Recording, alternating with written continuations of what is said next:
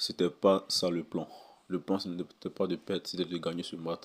Mais ils n'ont pas démérité. Ils ont montré de bonnes choses. Ils ont montré du caractère par rapport aux anciens matchs.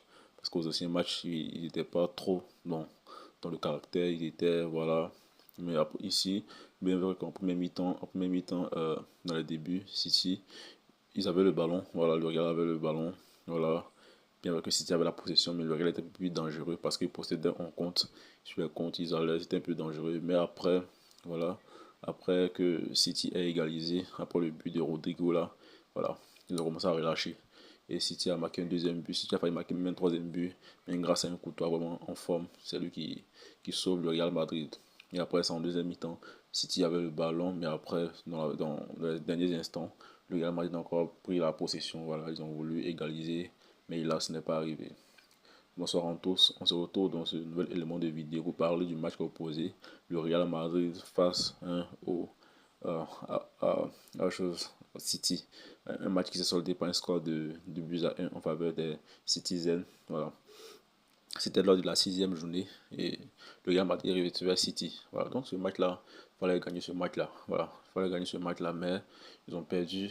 Mais c'était un peu, il y a eu un peu plus de caractère par rapport aux autres matchs. Voilà. Donc, comme ils ont perdu ce match-là, on va voir le classement actuellement.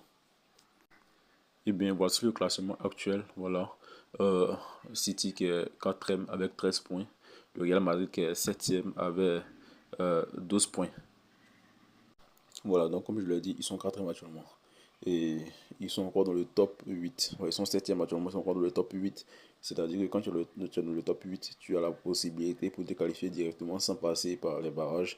Voilà, pour les huitièmes de finale. Donc, bon, bien vrai que c'est un mauvais résultat, mais actuellement, c'est pas un mauvais résultat en tant que tel. Parce que ici, hein, ils sont. Voilà, donc c'est pas une mauvaise opération en tant que tel parce qu'ils sont dans le top 8, ils sont septième. Voilà, ils ont joué 6 matchs, ils ont perdu 2 matchs, ils ont gagné 4 matchs. Voilà, donc, ils ont perdu 2 matchs successifs. Bon, c'est pas un bon bilan actuellement, ça sort pas. Ils ont perdu aussi la semaine passée en championnat. Voilà, 2 buts à 0 face à Celtic. Voilà, encore chez eux. Et ça, c'est pas bien du tout. C'est pas bien du tout. Mais l'essentiel, c'est qu'ils sont dans le top, hein, dans le top 8. Et on espère que les autres matchs de Ligue des Champions, ils pourront s'en sortir. Voilà. Le Real pourra s'en sortir. Et ils vont le faire. Après ça, nous allons voir maintenant les statistiques de la première mi-temps. En première mi-temps,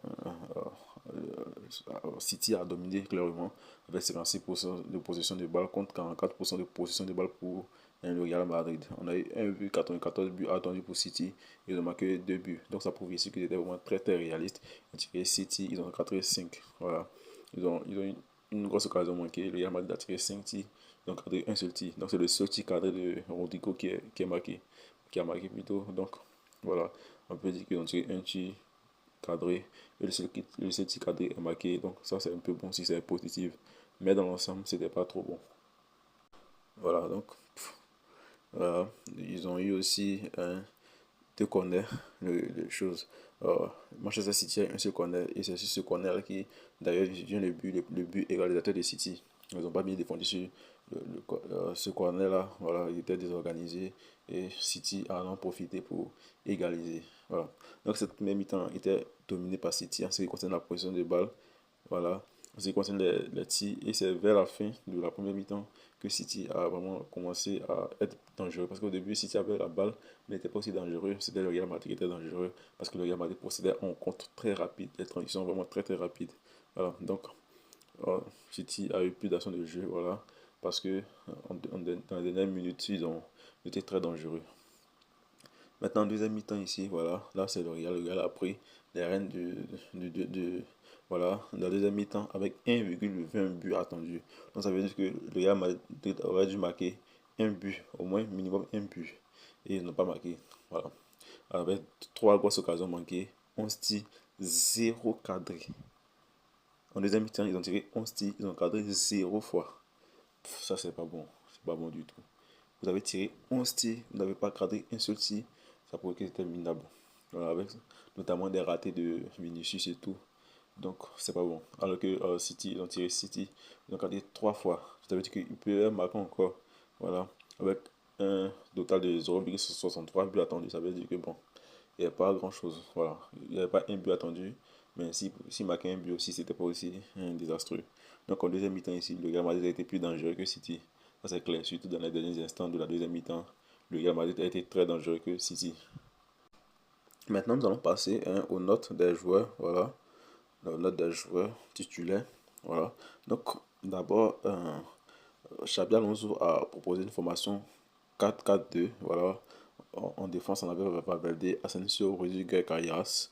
En milieu, on avait Rodrigo, Carvalhos plutôt, Tchouaméni, Bellingham. Maintenant, en attaque, on avait Garcia et Vinicius. Garcia et Vinicius. Voilà, donc le joueur qui a eu la plus note, c'est Garcia. Et ça, c'est mérité. Garcia, mais il ne savait pas qu'il était dans le match. Il n'a rien foutu. Il n'a même pas touché le ballon. Il est nul, éclaté. Il n'a rien fait de bon aujourd'hui. On a milité pour qu'il joue. Tout le monde voulait qu'il joue aujourd'hui. Il a joué. Il n'a rien fait de bon. Et c'est fini. C'est un joueur jeté à la poubelle. Il est nul à chier.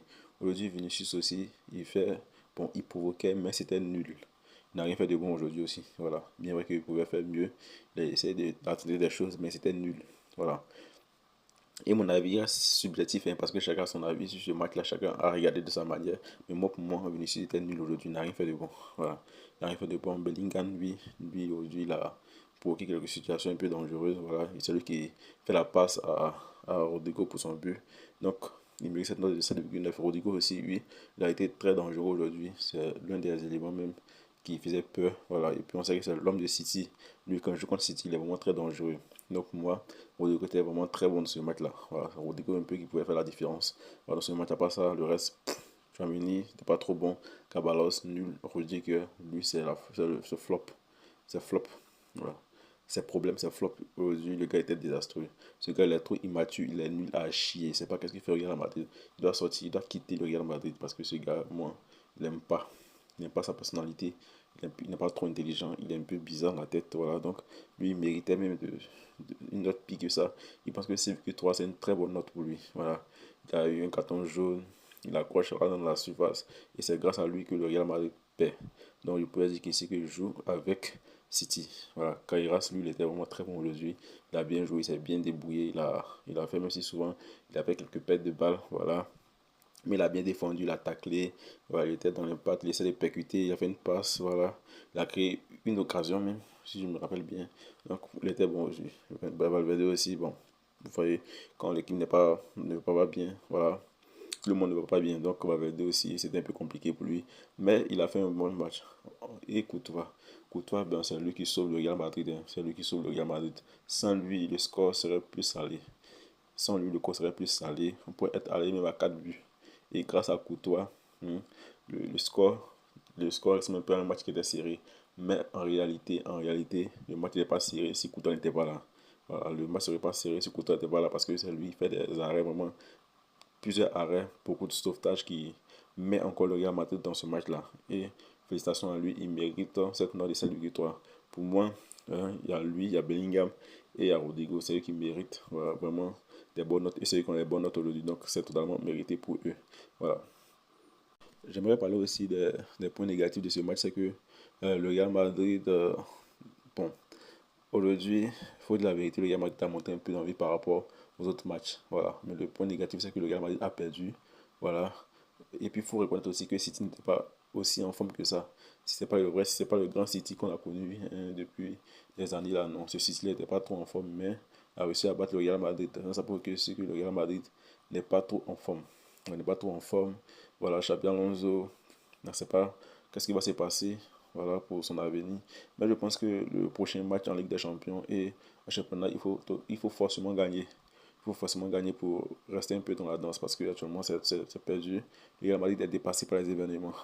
Merci beaucoup à tous. C'était tout pour cette débrief. On se retrouvera dans une autre vidéo pour parler de notre match.